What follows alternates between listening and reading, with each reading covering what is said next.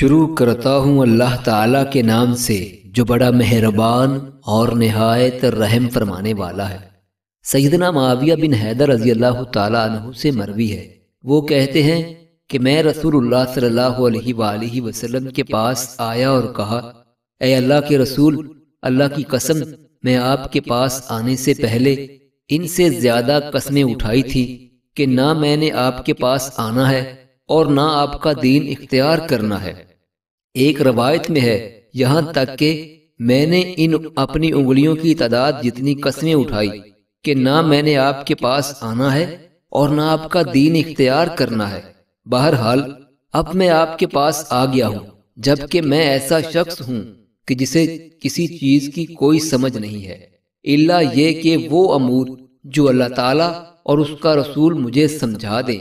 اب میں آپ کو اللہ تعالیٰ کی ذات کا واسطہ دے کر کہتا ہوں کہ ہمارے رب نے آپ کو ہماری طرف کس چیز کے ساتھ مبعوث کیا ہے۔ آپ صلی اللہ علیہ وآلہ وسلم نے فرمایا، اسلام کے ساتھ۔ اس نے کہا، اے اللہ کے رسول، اسلام کی نشانی کیا ہے؟ اسلام کیا چیز ہے؟ آپ صلی اللہ علیہ وآلہ وسلم نے فرمایا، تیرا یہ کہنا کہ میں نے اپنا چہرہ اللہ کے لیے مطیع کر دیا ہے اور میں شرکیہ دین سے باز آ گیا ہوں، پھر تو نماز قائم کرے، زکوٰۃ ادا کرے، اور ہر مسلمان دوسرے مسلمان پر حرام ہے۔